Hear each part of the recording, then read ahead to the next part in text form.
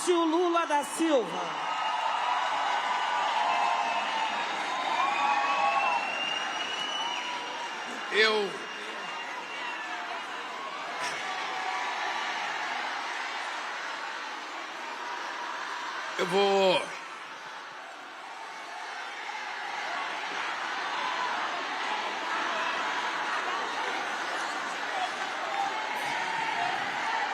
Eu vou pedir desculpas aos meus companheiros e companheiras ministras que estão aqui, aos nossos convidados, e não vou repetir a nominata com o nome de todas as autoridades que estão aqui presentes.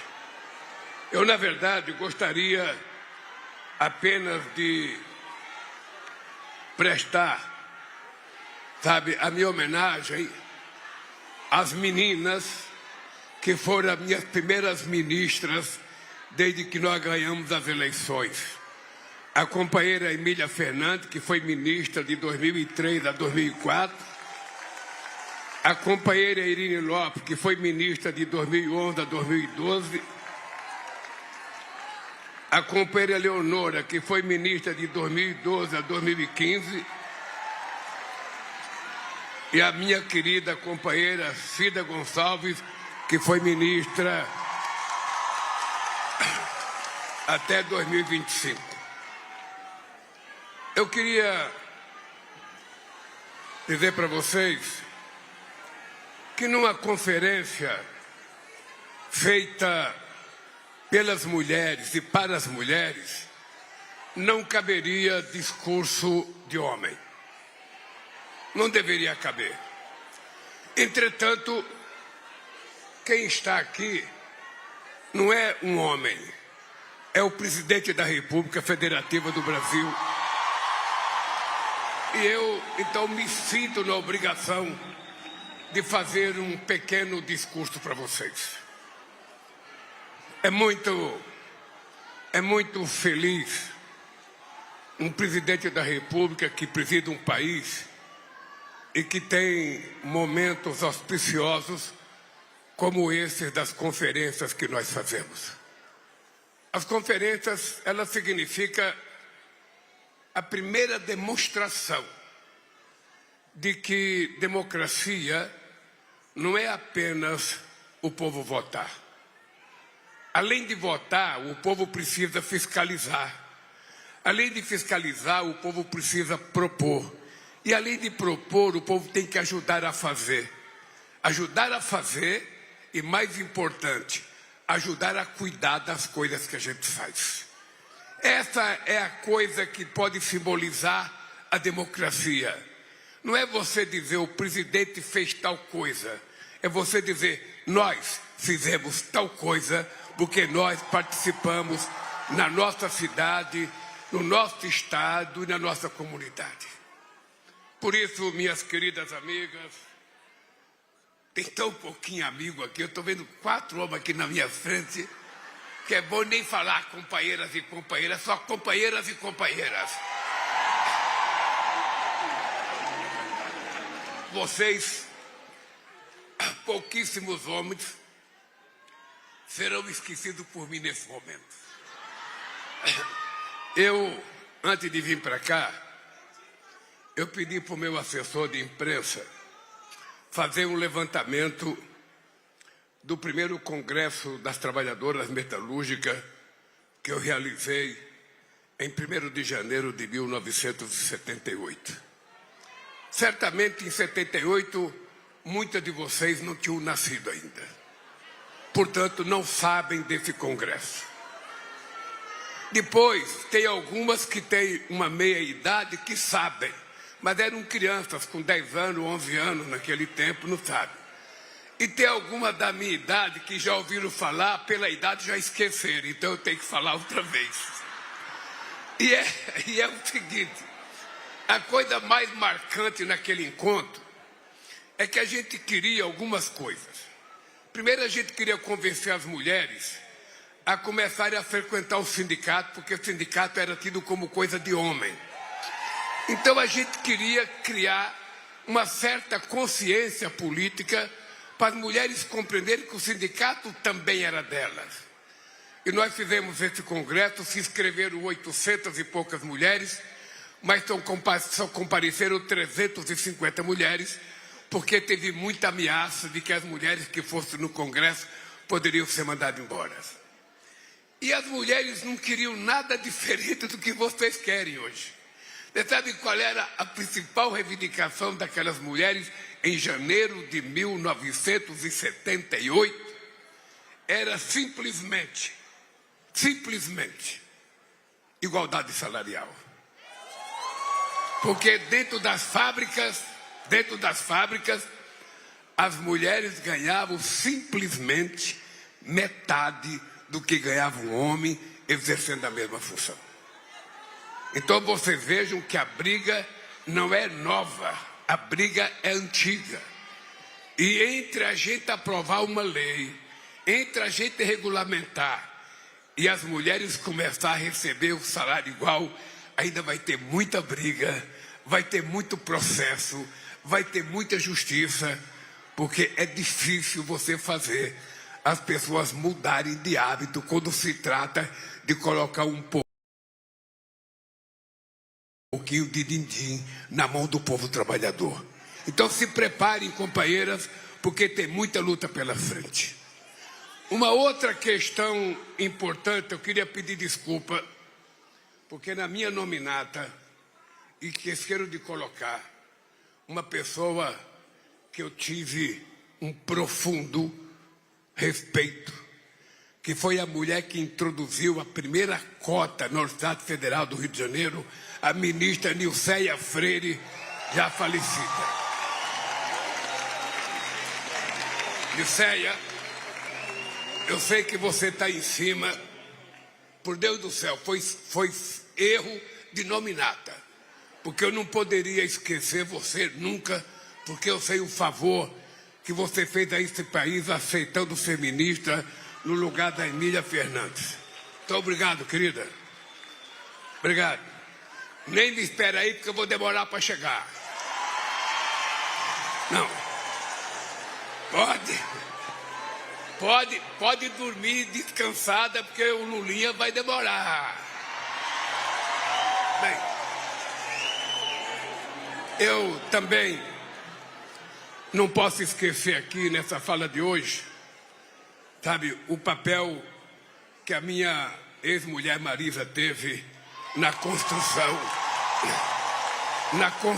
desse partido, na construção da CUT. Também, eu vou demorar. E não posso esquecer da minha companheira Janja.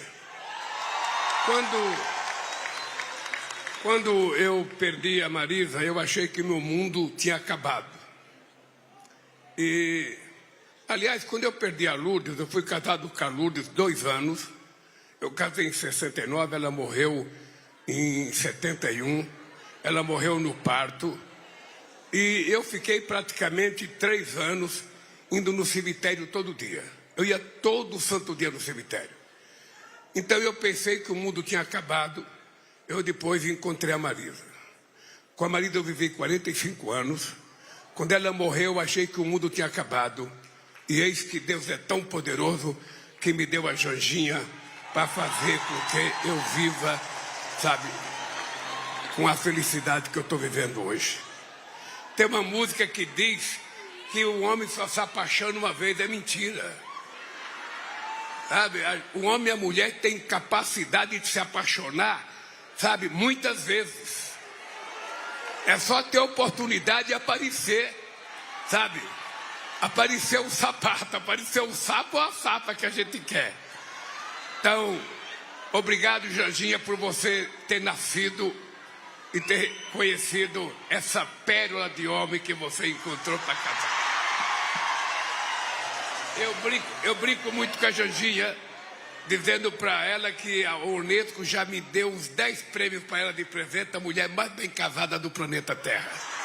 Então, e quando eu for conversar com o Trump, eu vou levar ela. Eu quero que ele veja. Bem, gente, eu resolvi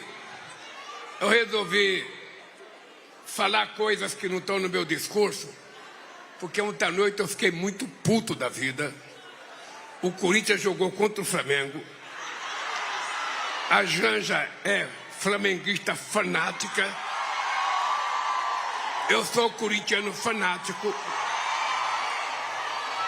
E o Corinthians, por erros do Corinthians, não por mérito do Flamengo, o Corinthians perdeu o jogo ontem. De qualquer forma, quando eu acho que felicidade não é só a gente receber as coisas, é a gente oferecer. E quando a minha mulher ficou feliz e eu triste, eu falei, eu não posso ficar triste porque minha mulher está feliz. Eu vou ficar feliz junto com ela. E comemorei a vitória do Flamengo, mesmo o Corinthians correndo o risco de ser rebaixado. Mas é com muita alegria que participo dessa celebração que marca o retorno das conferências nacionais de política para as mulheres. Esta 5ª conferência acontece após o intervalo involuntário simplesmente de 10 anos. 10 anos de retrocesso em tudo o que havíamos conquistado. 10 anos de repetida tentativa de calar a voz das mulheres, de institucionalizar o silêncio que as mulheres enfrentam todos os dias, em casa, no trabalho, em todos os ambientes em que lutam para ser ouvidas. Quantas vezes vocês foram interrompidas ou caladas por homens que se julgam mais inteligentes, mais sábios e mais entendidos em qualquer assunto? Quantas vezes foram obrigadas a expor suas ideias e opiniões de um fôlego só, sem pausa, para respirar, para não serem cortadas no meio do raciocínio? Por isso, esta conferência é também um grito contra o silêncio. Um grito pela liberdade das mulheres falar o que quiserem, quando quiserem e onde quiserem. Não há democracia plena sem a voz das mulheres. De todas as mulheres, pretas, brancas, indígenas, do campo e da cidade, trabalhadoras, domésticas, empresárias, profissionais liberais, que trabalham fora ou se dedicam a cuidar da família. Mulheres que cumprem dupla jornada de trabalho, às vezes até tripla jornada de trabalho. Mães solo, as avós que cuidam dos netos sozinhos. Mulheres que se mobilizam e vão às ruas lutar, não apenas pelos seus direitos, mas também em defesa da democracia e contra todas as formas de injustiça nesse mundo. Mulheres que nunca se calaram. Mulheres que nunca tiveram voz e que por isso mesmo merecem ser ouvidas com toda atenção. Queridas companheiras, já que os companheiros são muito poucos aqui. Meu compromisso com as mulheres vai além da condição de presidente da República. Sou, antes de tudo, filho da dona Lindu, uma migrante sem formação escolar, nem rede de apoio, que se rebelou contra a violência doméstica e decidiu criar sozinha 8 filhos. A recusa de dona Lindu em aceitar o desrespeito e a violência marcou profundamente e por toda a minha vida. Foi com esse exemplo que, ao assumir a presidência em 2003, decidi criar pela primeira vez na história uma secretaria dedicada a políticas públicas para as mulheres. Na época, um verdadeiro marco na conquista de direito. Mas alguns anos depois, o Brasil e as mulheres sofreram um duro retrocesso. O golpe contra a presidenta Dilma Rousseff serviu não apenas para derrubar a primeira mulher a governar esse país, foi também a tentativa de calar milhões de vozes femininas, porque o autoritarismo não apenas odeia, ele também teme as mulheres. Estruturas de proteção foram desmontadas. Discursos preconceituosos e violentos e carregado de ódio, ecoado do mais alto escalão da República, e fizeram das mulheres um dos seus alvos preferidos. Quando recuperamos o governo em 2023, criamos o Ministério das Mulheres. Aprovamos a lei da igualdade salarial. Criamos programa de combate ao feminicídio e a todas as formas de violência contra as mulheres. Trouxemos de volta a política de inclusão sociais e criamos novas iniciativas, a exemplo do programa de dignidade menstrual, para que nenhuma menina seja impedida de ir às aulas por falta de acesso a absorventes. Mas nada disso nasce por geração espontânea ou por concessão do governo. Vocês nunca receberão nada de mão beijada. Todas as conquistas foram o resultado de muita luta ao longo da história e da vida de vocês.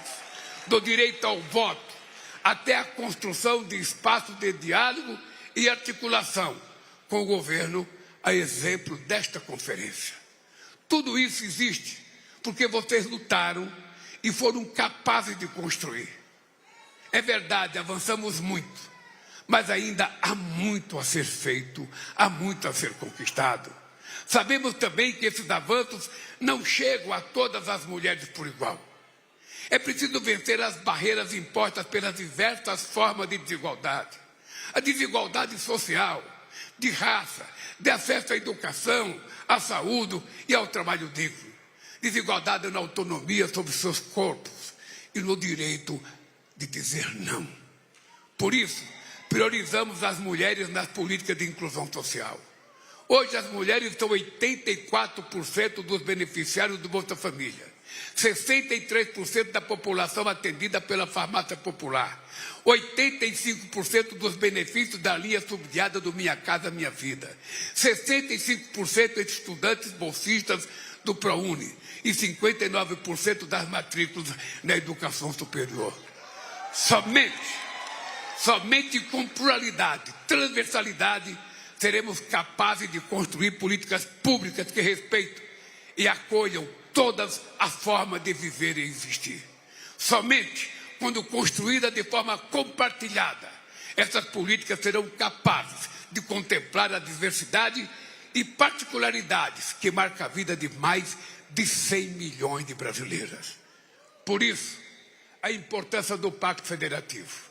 Uma política pública capaz de gerar bons resultados depende da articulação entre União, Estados e municípios.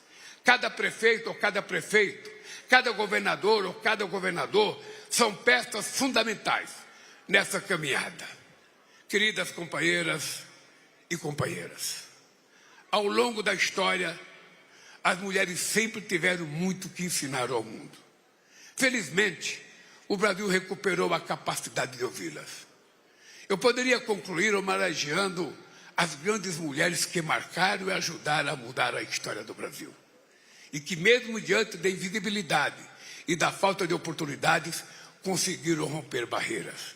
Todo mundo sabe, Maria Felipa, Maria Quitéria e Joana Angélica, no famoso 2 de julho, que deu a independência definitiva do Brasil, que ajudaram a consolidar definitivamente a independência. Chiquinha Gonzaga, que abriu alas para as mulheres na música ao se tornar a primeira regente feminina de uma orquestra no Brasil. Maria Carolina de Jesus, que se tornou uma das principais vozes da literatura negra brasileira ao escrever do ponto de vista de um quarto de despejo. Nízia Floresta, pioneira no ensino para meninas, criticada pelos que consideravam sua proposta educativa inadequada para crianças do sexo feminino.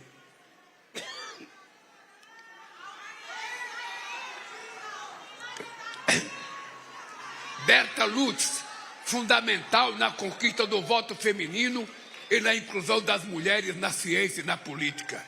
Lélia Gonzalez, ativista, filósofa, antropóloga, referência nos debates de gênero, raça e classe no Brasil e na América Latina. Nossa rainha, Marta, que não deu ouvidos quando lhe disseram que lugar de mulher não é dentro de um campo de futebol e se tornou a melhor jogadora do mundo.